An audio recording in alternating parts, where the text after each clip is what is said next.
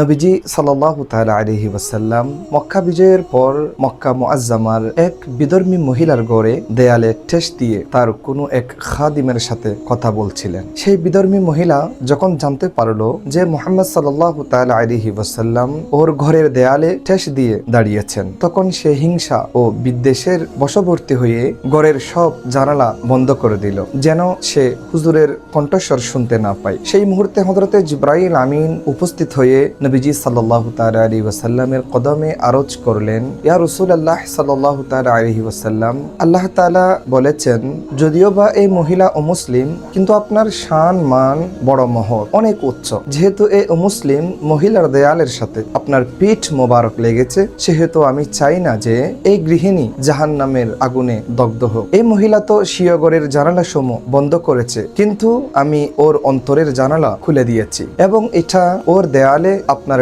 ঠেস দিয়ে দাঁড়ানোর বরকতেরই ফল। ইত্যবসরে সেই মহিলা অস্থির হয়ে ঘর থেকে বের হয়ে আসলো এবং চিৎকার করে বলতে লাগলো, আমি সাক্ষ্য দিচ্ছি আল্লাহ রাব্বুল আলামিন ছাড়া কোনো মাবুদ নেই, এবং আমি আরো সাক্ষ্য দিচ্ছি নিশ্চয়ই আপনি আল্লাহ তাআলার প্রেরিত রাসূল। অমুসলিম মহিলার ঘরের দেয়ালের সাথে নবীজি সাল্লাল্লাহু তাআলা আলাইহি ওয়াসাল্লামের পিঠ মোবারক লাগার কারণে সে দুজকের আগুন থেকে বেঁচে গেল। তাহলে যেই ভাগ্যবতী পবিত্র মহিলা হযরতে আমেনা রাদিয়াল্লাহু তাআলা আনহার গর্ভে হুজুর করিম সাল্লাল্লাহু তাআলা আলাইহি ওয়াসাল্লাম অবস্থান করেছেন, সেই পবিত্র মহিলা কেন জান্নাতের অধিবাসী হবেন না? ওরা কত বড় মূর্খ এবং জাহেল যারা নবীজি সাল্লাল্লাহু তাআলা আলাইহি ওয়াসাল্লামের পিতামাতা সম্পর্কে যা তা বলে থাকেন।